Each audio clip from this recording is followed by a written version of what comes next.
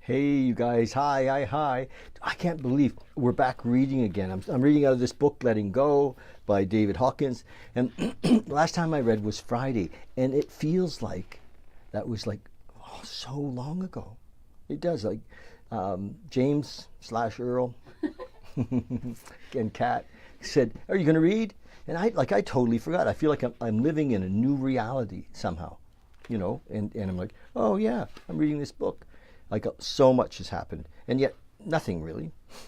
Well, there was something.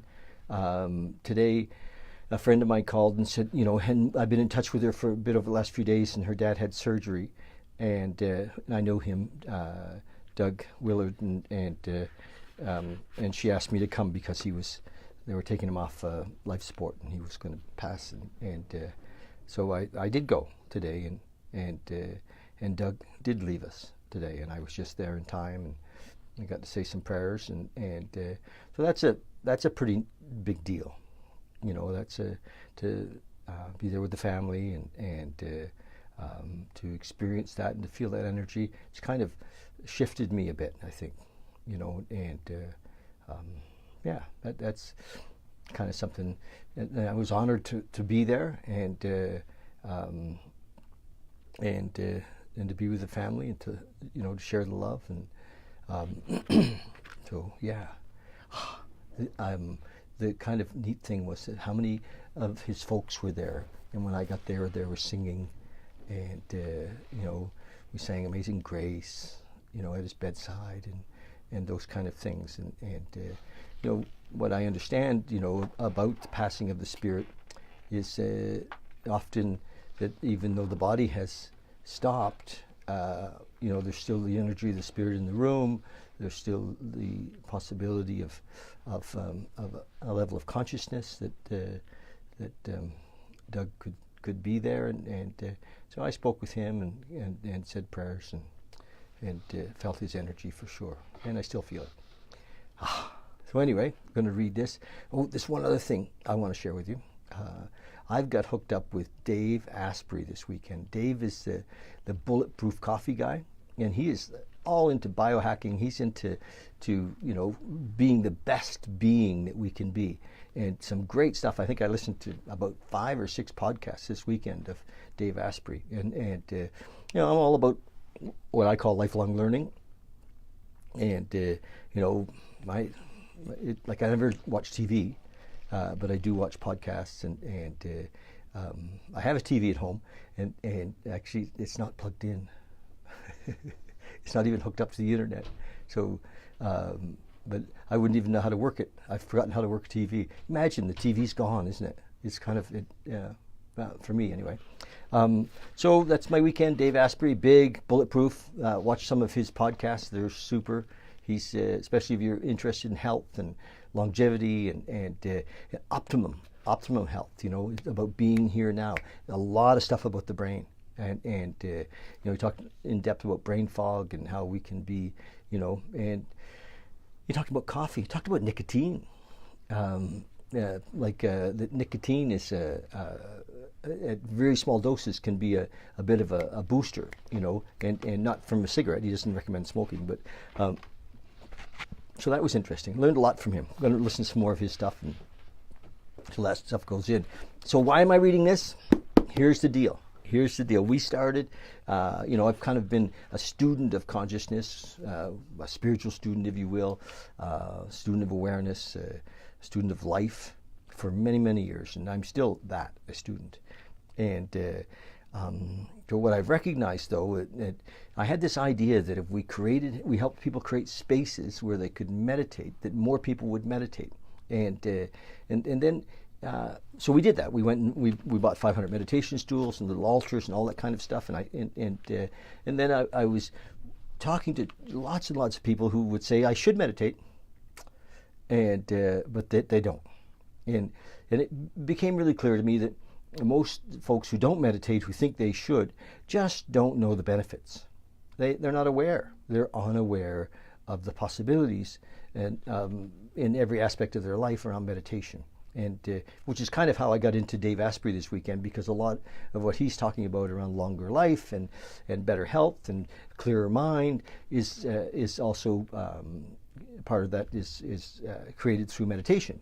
And so anyway, that was the deal with so yeah, where was I? So it became clear to me that I needed to, if the best way I can make a contribution, of course, I want you to have a meditation space, and we're going to eventually sell tens of thousands, if not hundreds of thousands of these. That's the vision, and it's happening already. I believe it's already happening, and it's just coming together. The market is, people are wholesale across the world are more interested in meditation and creating a space, and so we're going to be part of that. There's no question. But the other side of it is to help you and me and everybody to become more aware. Consciousness isn't an outside job. Consciousness is knowing ourselves. And ever since, philosophy started, and I don't know how far to go back, but, certainly the Romans and before the Romans, every great philosopher has said, know thyself. And what does that mean? Does it mean to know your measurements? Does it mean to know your, your wealth? Does it mean to know about the relationships with people that you have? What does know yourself mean? And I suspect that it means to know your inner self. And so, where are we in? Sorry, ask everybody to pause for a moment. Okay, we're going to pause for a moment. Well.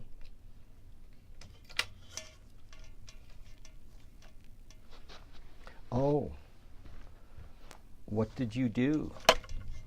And you can say hi to those people. Oh, wow. Earl turned us around. Awesome. Hey, Mr. Murphy, how are you?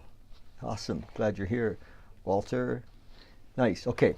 So anyway, so what was I saying? So know thyself. And I mean, we're past the age where we're just kind of accepting things, without some investigation. We have the ability now to really seriously investigate, and so we hi Maya, nice to see you. So we're in that time in the world where many of us could. We can study and we can learn and we can figure out what's going on and why we have feelings and what does it mean and why we're kind of a reaction to things. And I was talking to Kat earlier, and I was telling her that one time I was in this relationship where with an angry woman. I know that's highly unlikely, but yes, I was in a relationship with this angry woman, and I have to say that probably in other relationships I've been the angry man, but there I was in this relationship with an angry woman who didn't believe she was angry, of course, and I ended up kind of customizing myself and tiptoeing around because I was afraid of her anger, but she was unconscious. And it didn't, I don't think did us any benefit. So I think that, if we want to be, have a successful, amazing, contented, blissful life, we want to be able to understand our emotions and to know our emotions and see them when they come up. So that's why I'm reading this book. This guy is like, he's the fucking deal. He really is. He really is. And when you read it, you go, oh my God, that's me. Oh my God, that's me. And so now, if I become angry, I have to say, this is just an example. Say Earl does something, and I feel an emotion. My highest possibility is to say, thank you, Earl. Thank you for helping me to see this residual that's in my body, instead of, you made me angry, or how could you have done that? Don't you know how I feel? And so we're all tiptoeing around, right? Who wants to do that? No. So what do some of us do? We choose not to be in relationship because it seems like so much work, but if we're mature human beings, there's the possibility that we can accept and understand and own our own emotional beings and go from there. Hey Jerry, thanks for dropping in. So here we go. We're reading from this book, Letting Go, Dr. David Hawkins. If you haven't got a copy of this, you can order it. I think that James is going to put a link there and show us what's going on. Are you going to? You're going to work? Yep. They left me. All right, here we go. This is we're in chapter 9, I think it is, on pride, and on page 148, and it's about opinions. Hi, Holly. It's me, David, at Valley and Beyond, and I'm reading from a book called Letting Go, and glad that you're here, and I'm going to read on. So it's page 148, opinions. If you look at opinions, you will see that they are a dime a dozen. Everybody on the street has thousands of opinions on thousands of subjects, and their opinions change from moment to moment and are vulnerable to every passing whim of fashion, propaganda, and faddism. Today's in opinions is tomorrow's out opinions. Like that, eh? So shit changes, right? This morning's opinion is passé by afternoon. We can ask ourselves, do I want to spread out my vulnerability to attack? Do I want to spread out my vulnerability to attack by so extensively identifying with all these passing thoughts and calling them mine? Everybody has an opinion on everything.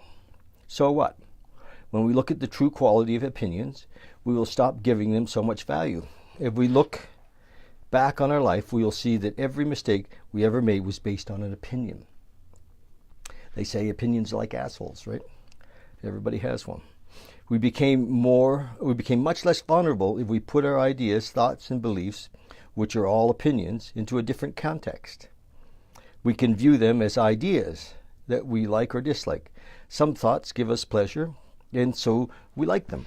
Just because we like them doesn't mean that we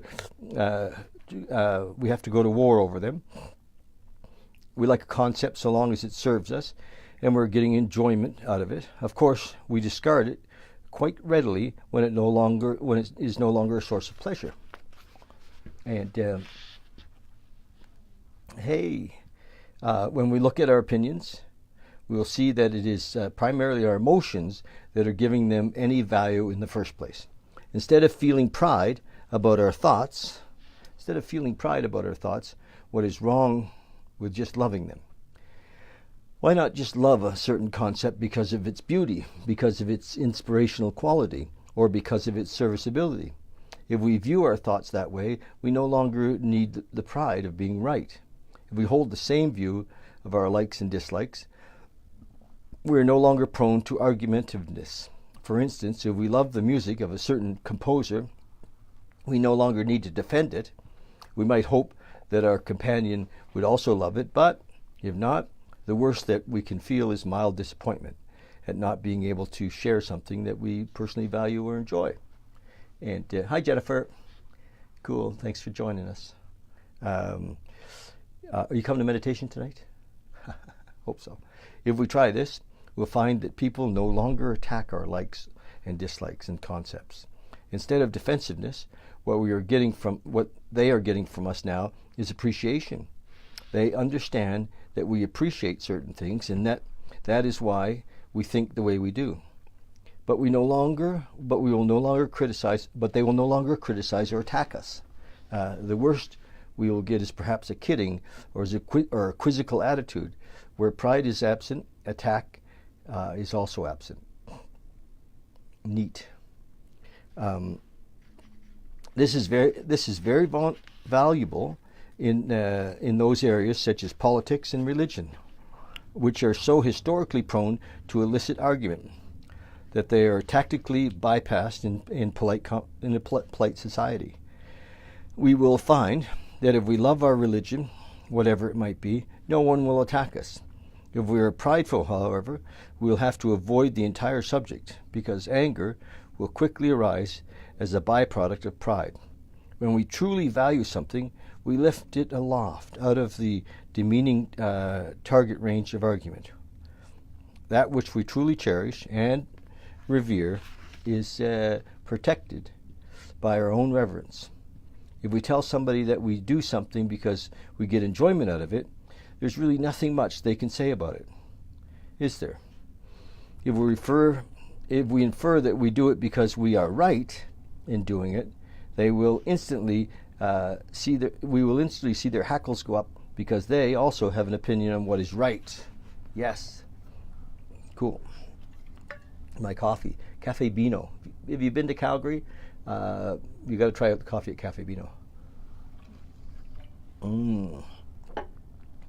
Our values, our values are preferences. We hold them because we love them, enjoy them, and get pleasure from them. If we hold them in that context, we will be left in peace to enjoy them. The reason that pride arouses attack is because of the inference of being better than, which is part and parcel of pride.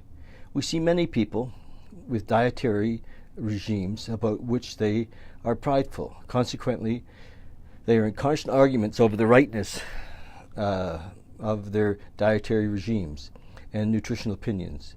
They even try to impose their regimens on family members and friends, touting the moral or health superiority of their dietary practice.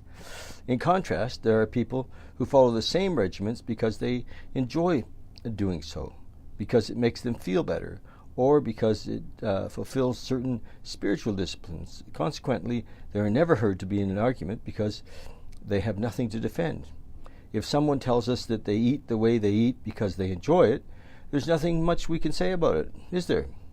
If, on the other hand, they infer that theirs is the right way of eating, and by inference that ours is wrong, what they are really saying is that they are better than we are, and always arouses resentment. I see that.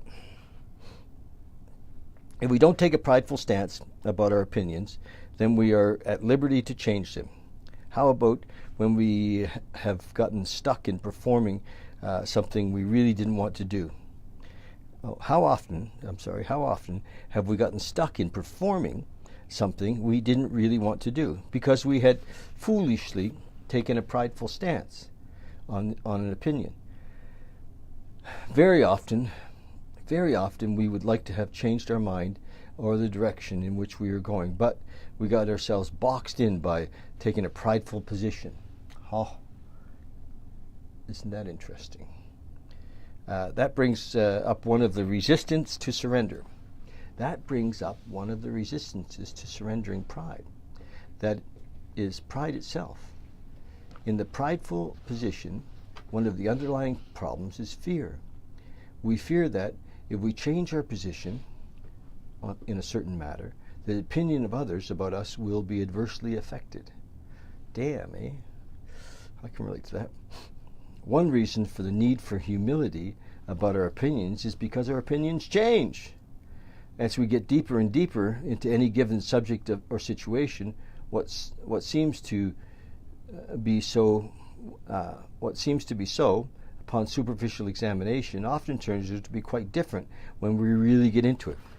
This, of course, is to the dismay of the politician who makes promises based on the fantasies of what is possible. That sounds familiar. But as he assumes power, he finds that matters are quite different than he had thought. The problems are far more complex. The situation is really due to the net effect of many powerful forces in society. All that politicians can truly promise us is that they will use the best possible judgment for the good of all as they get deeper into each matter. This evolutionary aspect of life is really all that any of us can promise ourselves, and this self-knowledge will protect us from disillusionment. This is the safety of the open mind position, or what we call beginner's mind in Zen practice.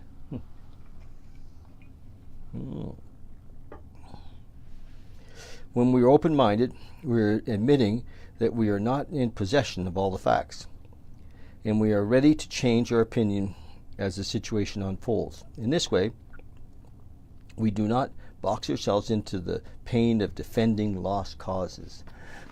Been there.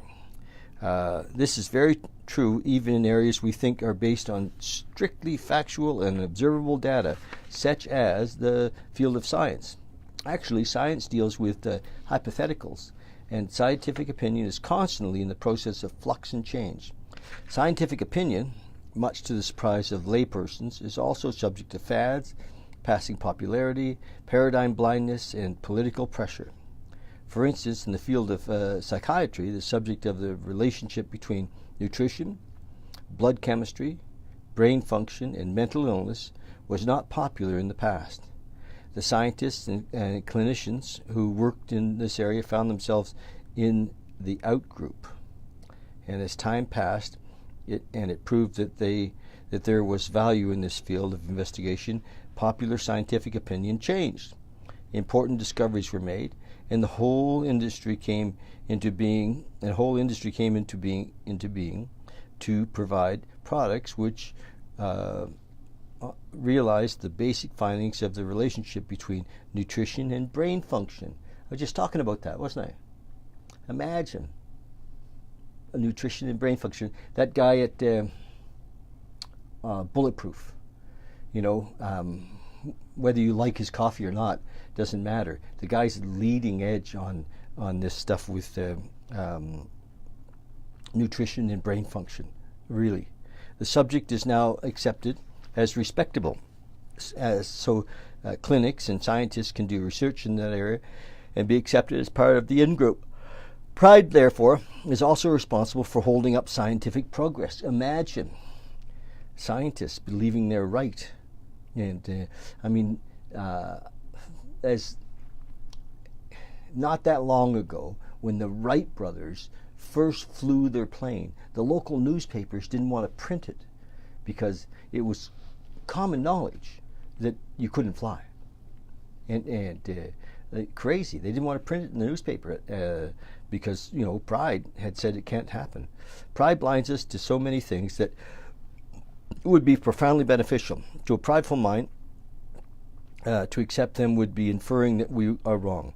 The more inwardly powerful we really are, the more flexible we become, so that we're open to all that is beneficial. Pride prevents us from seeing that which is totally obvious. People die by the thousands because of pride. They literally give up their lives and life itself. Addicts and alcoholics will go to their death because of the denial inherent in pride. Imagine, I deal with this all the time. Like, honestly. All the time. I've had, young fellas, swear that they were done, because in the recovery program, you really have to surrender. And then, a month or 2 months later, things are better, their body's feeling good, they just got a job, their mom tells them they're getting well, and they stop doing the work, and they end up dying. It's like, it's sad, People die by the thousands because of pride. They literally give up their health and life itself. Addicts and alcoholics will go to their death because of the denial inherent in pride. Other people have the problem, but not me, they say. Pride prevents us from recognizing our own limitations and accepting the help we need to overcome them. Our pridefulness isolates us. Damn. I hope you're reading this, T. When we let go of pride, help comes into our life to address the problems with which we are struggling. We can experiment and prove the truth of that principle by picking one area in which we are having difficulty and thoroughly surrendering all the pride around it. I could do that with business, couldn't I? Yes. Just asking James. I just want you all to know that I surrender. I have this huge goals, like they're huge. They're just friggin' massive, and I realize that there's no way that I can do it without help. There's just no way. So I'm so open to support in these huge goals. Love you to become part of the team. Okay, here we go. We can experiment and prove the truth of this principle by picking one area in which we're having difficulty and thoroughly surrendering all the pride involved. When we do that, some surprising things begin to happen. Letting go of pride unlocks the door to our receiving that which is the most beneficial to us. Are we willing to let go of pride and feeling superior to others? When we're willing to let go of the pseudo-security of pride, we experience the real security that comes with courage and self-acceptance and joy. Wow! So the next chapter, we're not going to get into it today, is chapter 10, page 154, and it's on courage. So again, I encourage you to order this book. Order this book. If you go on to click the link as well, there's a book list of books that we love and think are really, really cool. We did an interview this morning with Kylie Dawn, and what book did she say? We have to listen to that interview because she gave us a book that we told her we put on the list because she thought it was a really medicine woman or something like that. Dreams or dancing. Dancing. Medicine, dancing. Anyway, we're going to put it on. So that's the reading for today. We're at courage, and we're kind of out of the lower emotions and into starting in courage, and we go from courage through to acceptance and love, and there's some great reading coming up. So one of the reasons that we want to learn to let go of some of these lower emotions like apathy and depression and grief and desire is because letting go is way different than denying them or stuffing them, repressing them or suppressing them. All of those emotions have the ability, if we hold on to them, to actually impair our health and take our lives, with anger and grief. So the trick of knowing thyself is also learning techniques, education. And this technique, we can learn to let go. And we can let go to a higher power if we want to. We can include a spiritual element into that. And for many of us, that's important. It's certainly important to me. But letting go is the key to freedom. And baby, it's time to be free. We're here in this life. The techniques are available. We can do it. It can be done. I have a little thing I read often. I'm going to read it to you again right now. It's a formula out of Napoleon Hill's Think and Grow Rich, and that I've read many times and love so this is from Napoleon Hill's Think and Grow Rich. It's called the Self-Confidence Formula. And just listen to it and tell me what you think. And I'd love it if you guys comment and share this stuff and tell us what you think of the reading that we're doing and whatever. Maybe also subscribe to us on YouTube. Here we go. First, this is from Napoleon Hill, Think and Grow Rich. First, I know that I have the ability to achieve the object of my definite purpose in life. Therefore, I demand of myself persistent, continuous action towards its attainment, and I here now promise to render such action. So that's like a big one for me. I won't quit. I hang in there, and I think that a lot of this came right out of that first one. Second, I realize the dominating thoughts of my mind will eventually reproduce themselves in outward physical action, gradually transform themselves into physical reality. Therefore, I will concentrate my thoughts for 30 minutes daily upon the task of thinking of the person I intend to become, thereby creating in my mind a clear mental picture of that person. So they're basically saying that, we can set our direction by holding in our mind a clear mental picture of who it is that we want to be.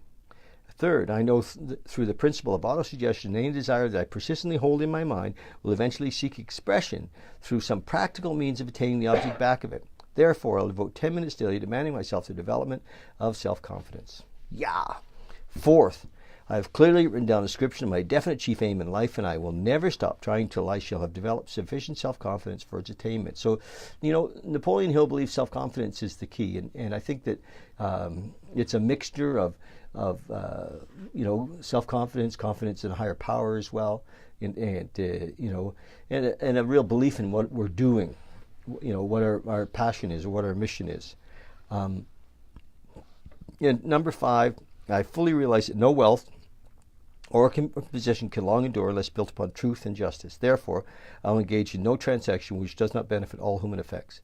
I'll succeed by attracting myself the forces I wish to use and the cooperation of other people. I'll induce others to serve me because of my willingness to serve them, serve others.